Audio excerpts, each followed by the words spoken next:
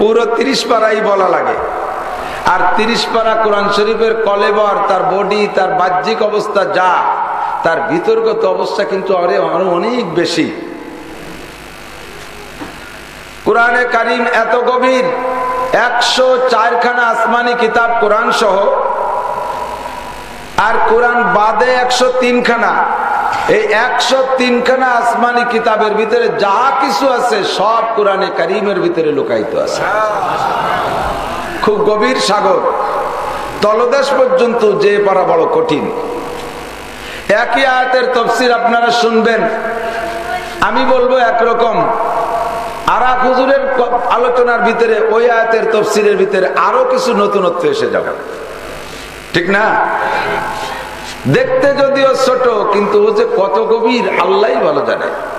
বাড়ির কাছে আমি উদাহরণে বলে থাকি, আপনার বাড়ির কাছে একটা পুকুর খনন করেছেন 10 হাত স্কয়ার, বেশি বড় না। কতটুক?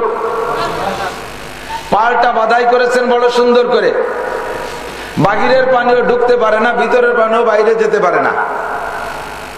500 পুঁটি মাছ ছাড়ছেন, জাপানি পুঁটি। 6-8 মাস পরে এই মাছগুলো যখন খাবারের উপযুক্ত হয়েছে, সাইজে বেশ বড় হয়েছে, এখন এই মাছ ধরে খাওয়া শুরু করছেন।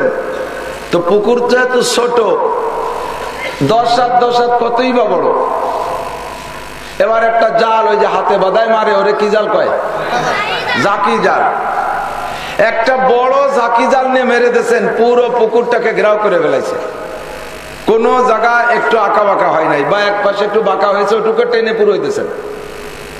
পুরো পুকুর এক জালে ঘেরাও করে ফেললো। যুক্তির দাবি কি? একবারেই সব মাছ উঠে আসতে হবে। যুক্তিতে তা বলে কিনা, যদি এক পাশে এক হাত ফাঁকা থাকতো, সে জায়গা 5টা লুকায় থাকতো, কিন্তু পুরো পুকুর ঘেরাও করে ফেলেছে। আর কি থাকা সম্ভব? উচিত না। সম্ভব পরে, উচিত না।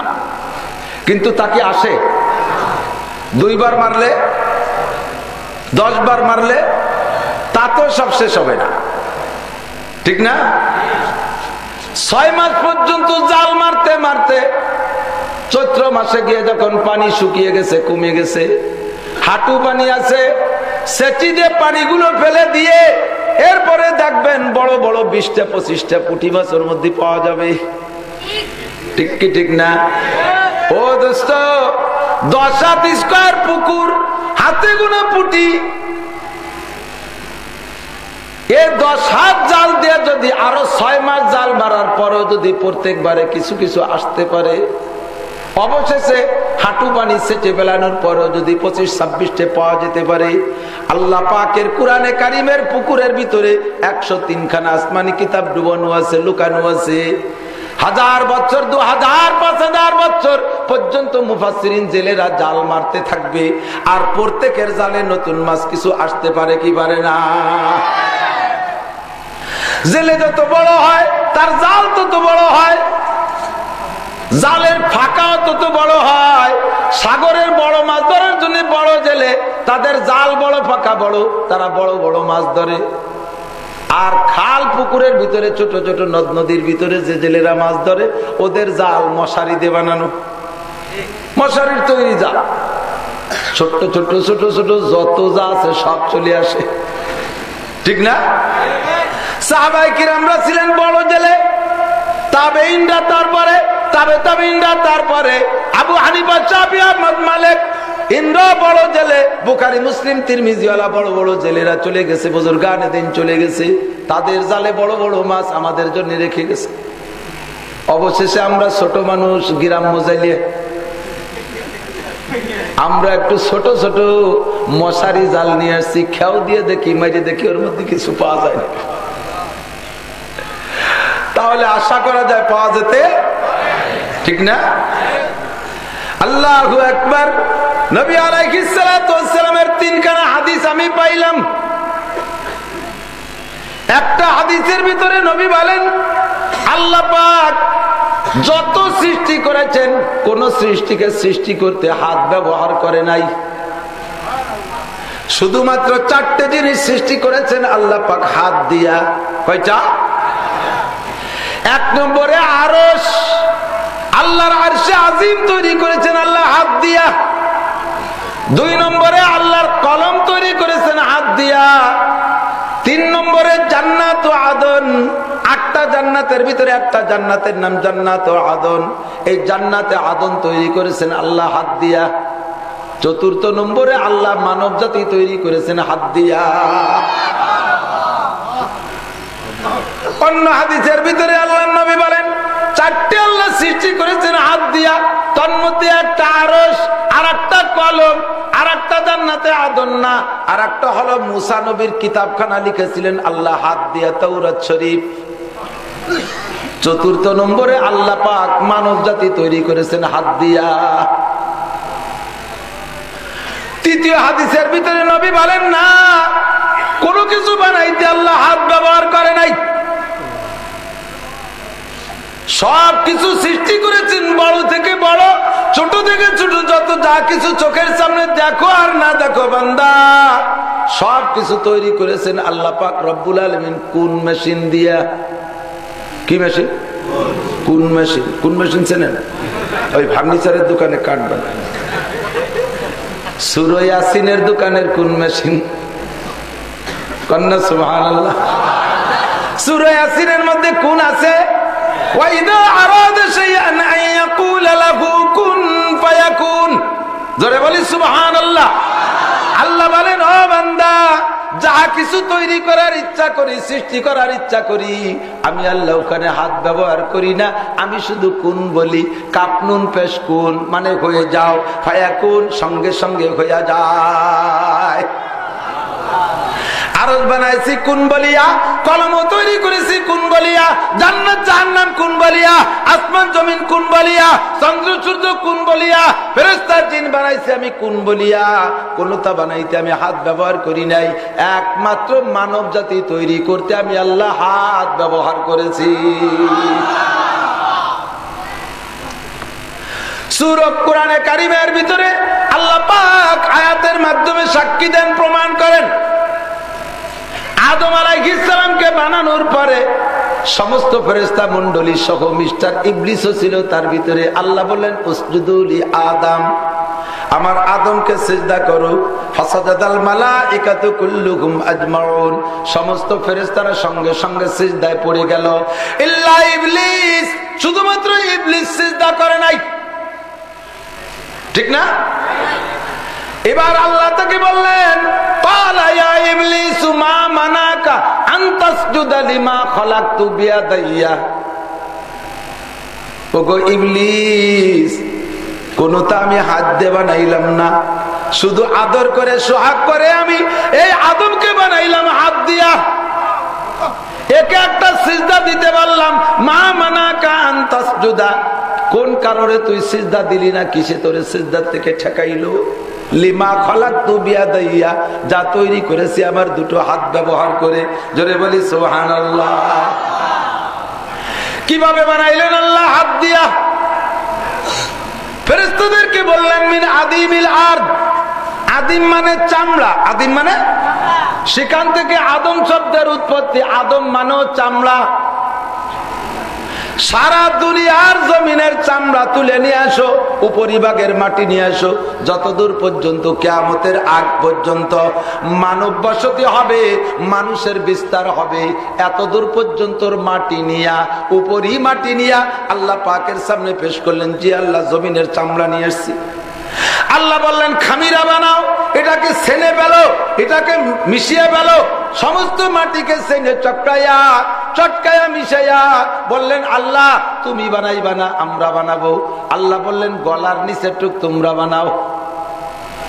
সিস্টেম কি আল্লাহ? আল্লাহ বললেন, মাঝখানে একটা মেরুদণ্ডের হাড় দাও, এরপরে কয়টা পাশে কয়টা চটা দাও, রিক্সার চটার মতো,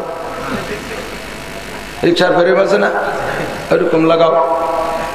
এদিকে দুটো হাত দাও, ওদিকে দুটো পা দাও, এখানে এটা দাও, ওখানে ওটা দাও। আল্লাহ যেমন নির্দেশনা দিলেন, ফেরেশতারা হুবহু গলার নিচে টুক সেইভাবে বানাইয়া বললেন, আল্লাহ এই যে বানাইলাম কেমন হলো? আল্লাহ কয়, ঠিক আছে, ভালোই হয়েছে। আল্লাহ ফেরেশতারা বললেন, আল্লাহ আদম কি মাত্র এতটুক না, এর সাথে আরো কোনো পার্শ্বপাতি সংযুক্ত হবে? আল্লাহ কয়, আরো লাগবে। সে স্পিকার কো, কথা বলবে, সে মুখ কো,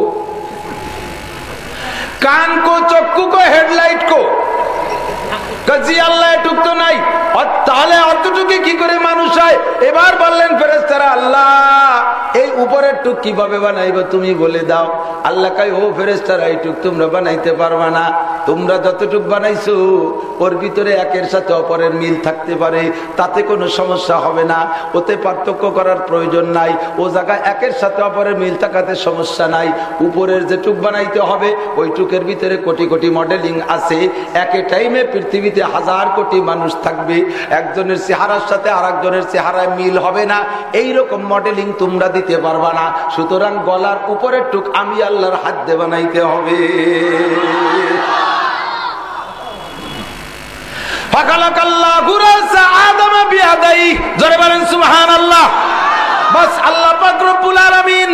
এবার নিজ হাত দিয়ে আদম আলাইহিস সালামের গলার উপরের টুক মাথাটা বানাইলেন, আদমের মাথা বানাইলেন, সুতরাং আমার মাথাও তার ভিতরে হয়ে গেল, ঠিক না?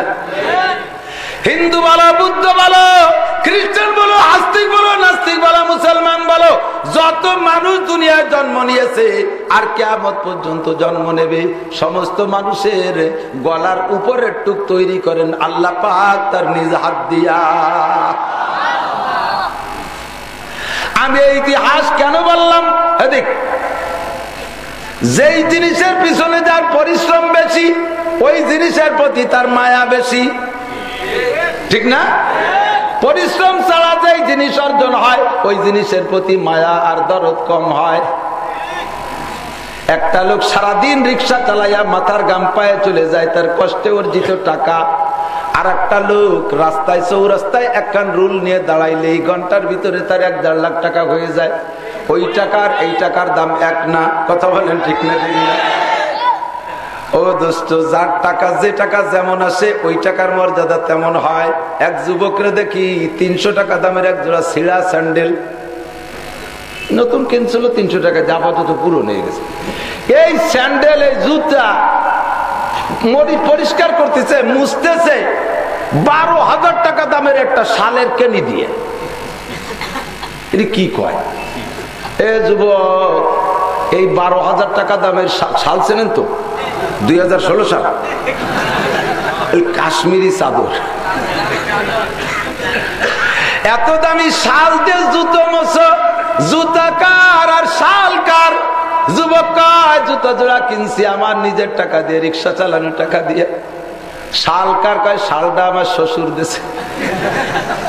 শ্বশুরের কিনা শাল দিয়ে নিজের 300 টাকা দামের জুতো মোছা যায়। জুতো জোড়া যদি, শালটা যদি ওর নিজের কিনা হইতো, ও শাল গায়েও দিত না, ব্যবহার করতো না, বাজাইয়া ট্রাঙ্কে আটকায় রাখতো, ঠিক না?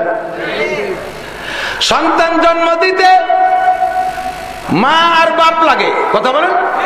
সন্তান জন্ম দিতে কি কি লাগে? মা বাপ না, নারী আর পুরুষ লাগে।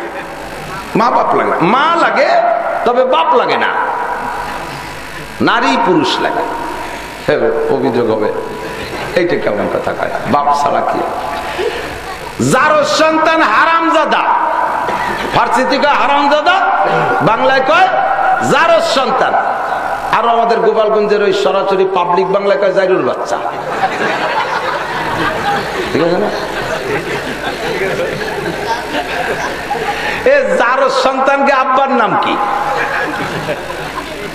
বলা যাবে? বাংলাদেশে যার সন্তান নাই।